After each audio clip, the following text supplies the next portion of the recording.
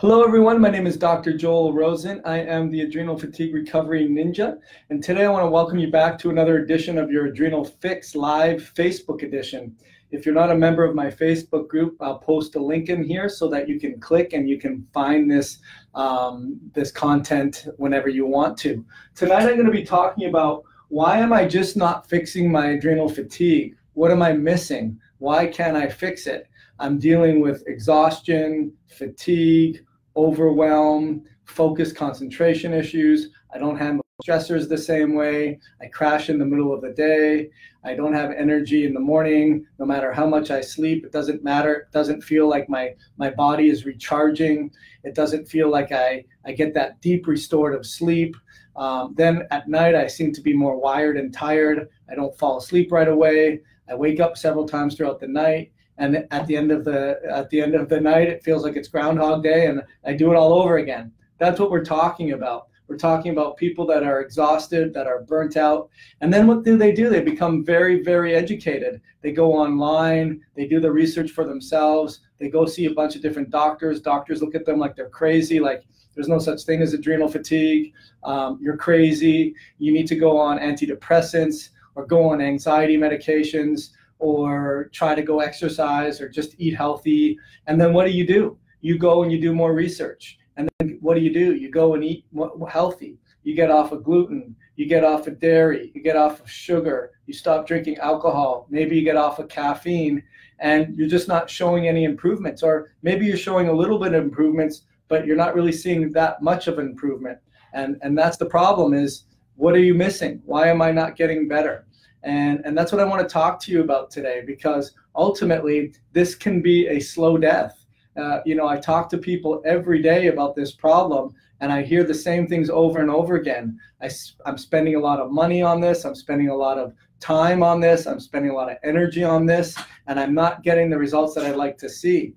I'm going from doctor to doctor, and they don't really seem to put a game plan together. They seem that they're missing something. And so I need to research more than them. And you guys are smart. You guys are researching on the internet, and you're in these Facebook groups, and that could be a good thing and a bad thing. But ultimately, you're looking for more information, because what's at stake here? What's at stake here is that your family depends on you, your children depend on you, your spouse depends on you, your work depends on you, your parents depend on you, and ultimately you're getting pulled in all these different directions. And just when you start to feel better, what do? You try to make plans, and then you realize you bite off more than you can chew, and you have to cancel at the last moment, or you're not motivated to go out, or you do go out and you're just pushing through and you're just grinding it out. And that's what we're talking about, right? I mean, if I can see a list of people that would agree with that and say, yes, I agree with that, that'd be great, because I know that's what you're dealing with. So anyways, let's talk about what I think you're missing, because I know you're missing something, right? Because if you weren't missing something, you wouldn't be watching this. You still wouldn't be suffering. You'd be able to get back into the game, so to speak, and you wouldn't be a shell of your former self. You'd be able to host parties, or you may be able to go out to your kids' games, or you may be able to get up through the night to help out with your spouse, or you may be able to help with your aging parent. Whatever it is, you'd be able to do what you were doing, and you'd be more creative, and maybe you'd start that new business, and maybe you'd go back to school, or maybe you'd go out and travel, and maybe you just would like life again, right? And maybe you would feel good in your clothes, and you'd be at an optimal weight. Tell me if I know what you're feeling. I mean, I see this every day. So let's talk about it. What I have written down here is cell danger. Cell danger. And if you're not familiar with that, I want you to Google that. And the researcher's name was Robert Navio. And I don't know how to spell the last name, but just Navio, Naveux or something like that. But if you Google cell danger and you want extra information, that will tell you. But I always say you don't need all that extra information, because you got me, the ninja, explaining it to you. So cell danger, what does it mean? It means that your body is basically designed to maintain homeostasis. And when you put a load on it, then it's supposed to accommodate that load and maintain a healthy environment for your body. But when you put on top of that all of these different stressors and triggers and demands and deadlines and everything else in between, your body loses its ability to maintain homeostasis, plain and simple. How do I know if that's a problem? Well, you can't regulate your temperature properly. So you're cold all the time when you shouldn't be. You're hot all the time when you shouldn't be. You have heart rate fluttering, or you're going in anxiety or panic mode, or your respiration is labored and your shortness of breath, or you're not sleeping very well and you're waking up throughout the night. You've lost the ability to maintain homeostasis. And as a result, what happens is your body stops communicating properly, and your body goes into protect mode. It goes into shutdown mode. It goes into, priority mode. And priority mode means doing the things that are most important for the body with the raw materials that you have. That's what cell danger response is. So let me give you an example. When you have a cold or you have a fever, does your body do that by accident? Does it go in a hyper temperature or a higher temperature because something's broken? No, the contrary. Something isn't broken. The body is actually doing what it was intended to do to try to maintain homeostasis. And if it's a pathogen or a chemical or a toxin, the body knows if it goes at a higher temperature, it can kill that off and maintain a better next level of functioning. So what I wanted to tell you was, with cell danger, a lot of the time, what's happening is your body is doing the right thing, but you're getting in the way of it. So I'm not to say, hey, you got to stop taking medication, but let me give you another example, your thyroid hormone. There's a reason why your body shuts down its metabolism. When your body, plain and simple, oxygen uptake into the cell is the thyroid's job. The thyroid's job is to regulate oxygen into the cell and regulate metabolism, because our energy production is dependent on hydrogen and oxygen and ATP formation. And when that's not happening, your body goes into cell danger. Or when it's happening at a rate higher than what we can supply it, your body goes into a cell danger. So what would happen at a rate higher than we supply it? Maybe an immune dysregulation, a virus, or a bacteria.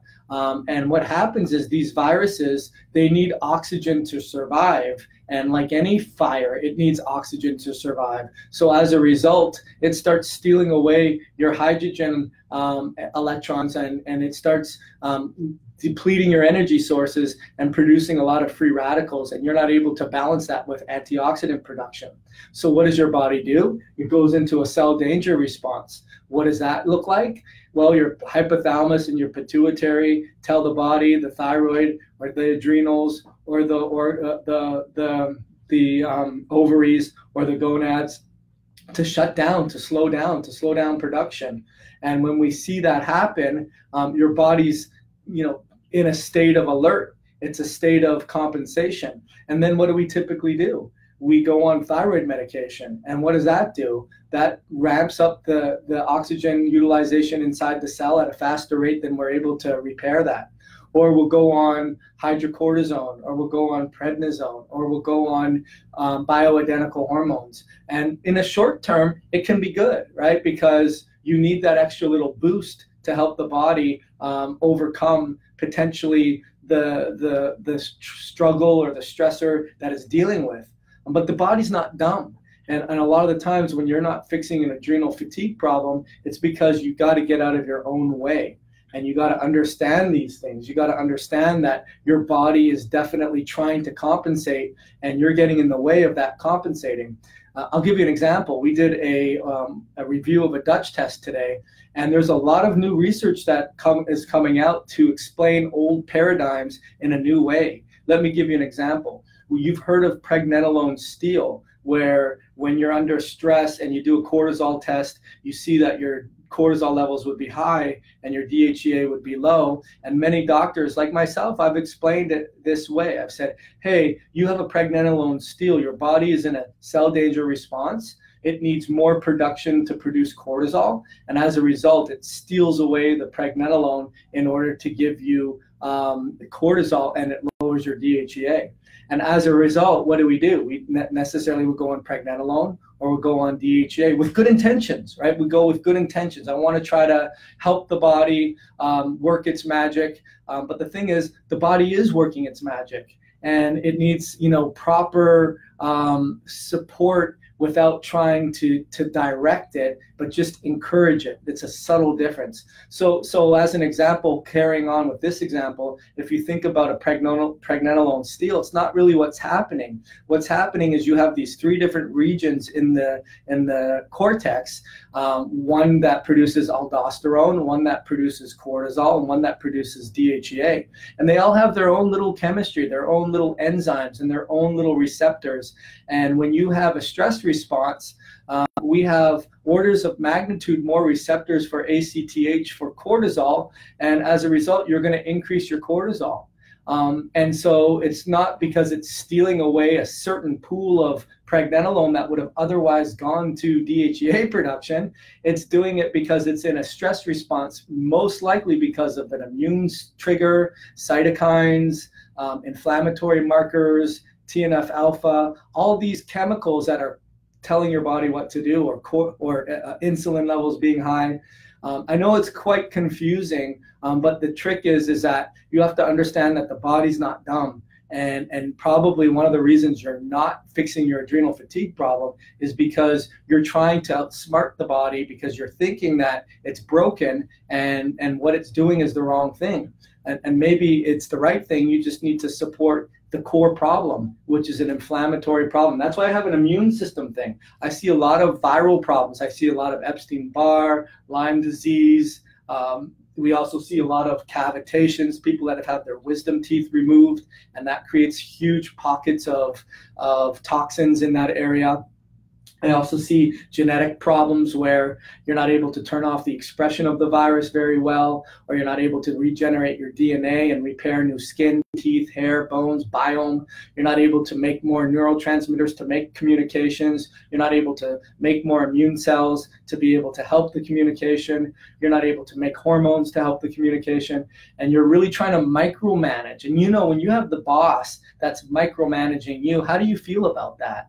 You just say, like, get out of my way, let me do my own work, and I'm on the team, and I know what the agenda is, I know what the goals are, I know what my metrics are, and I know my performance depends on that. But you managing me in a micro way is not helping me. And that's really what I wanted to talk to you guys today about. This was you gotta understand what's going on from the genetic component and what's going on from the epigenetic component, or the environmental component, and really try to get the best information on your tests and get an idea as to what's driving the bus, and try to address that, not the little micro parts that are happening after the scene. And that's really my message for tonight. I work with people one-on-one. I do consultations all the time. Just PM me if you want me to sort of go over what you're dealing with. Tell me where you are with your health, what kind of things you've done to try to fix it,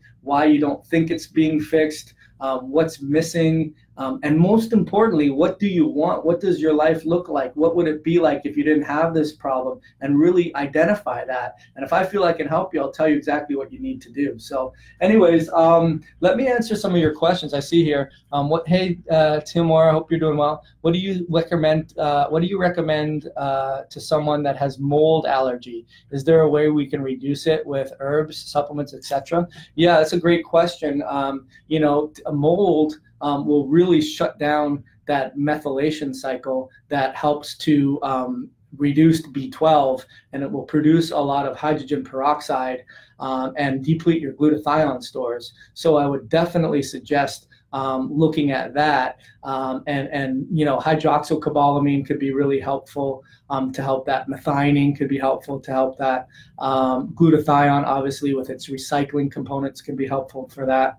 And even mold support, like binders, charcoal, clay, earth, those would be really great. Saunas would be awesome. And then there are targeted nutrients that help with mold, digestive enzymes. Just FYI, I'm making my green tea. I'm trying to get off of the coffee, and so green tea has some great antioxidants. There's still a lot of caffeine on it, But ultimately, I enjoy this thing here. So sorry about that. Hey, Jody, hope you're doing well. Hope you're helping out with your own methylation problem. And Michael, we never ended up touching base, and I'd like to talk to you at some point to see how you're doing. All right, so Ella, Mega PC35 has helped me enormously. Okay, I don't even know what that is. So, but I'm glad it's helped you. If you've been paying attention for the last 15 minutes, you would realize that there's really no magic wand solution here. There's nothing that's going to ultimately address the breakdowns that are occurring in the body simultaneously, like a cell danger response. But if you're getting some support with something, that would be awesome, and I would encourage that. What other questions do we have here? If you guys have any questions for me, sometimes going gluten-free, dairy-free, corn-free, autoimmune diets, no sugar, no alcohol is just not enough. And what could be missing, like I said, is the fact that you're doing too much, you're on too many supplements, you are not understanding the idea of pulsing nutrients in terms of understanding the demands of your day-to-day activity, understanding what's going on biochemically, what's going on physiologically, and using your lifestyle and your nutrients and your supplements to support that. Actually, it's quite funny. Someone asked me, so if I do end up working with you, are you just gonna, look at my diet?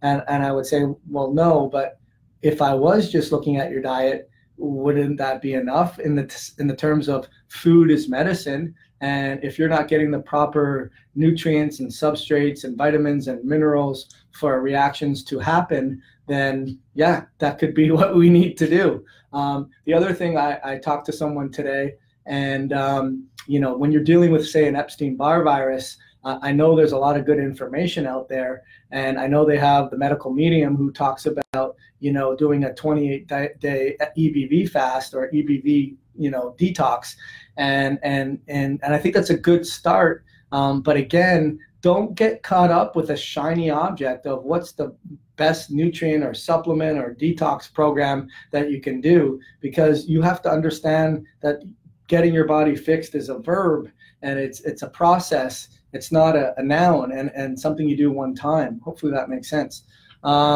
Jody, your info is always helpful. Good, thanks. I'm glad. Trina, I am trying a system called Plexus. It's helped with Lyme disease too. It supports and balances your systems. Good for you. I'm glad that that's going on. I'm not familiar with the line.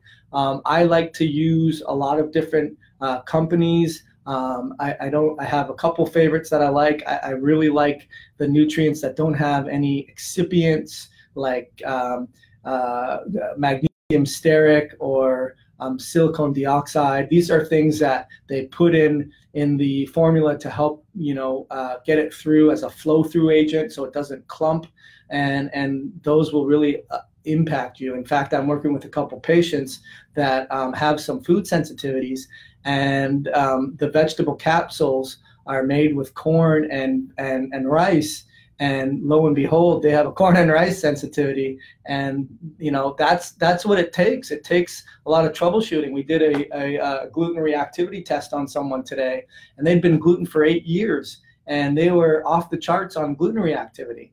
And so number one, I said, why do you think that's the case?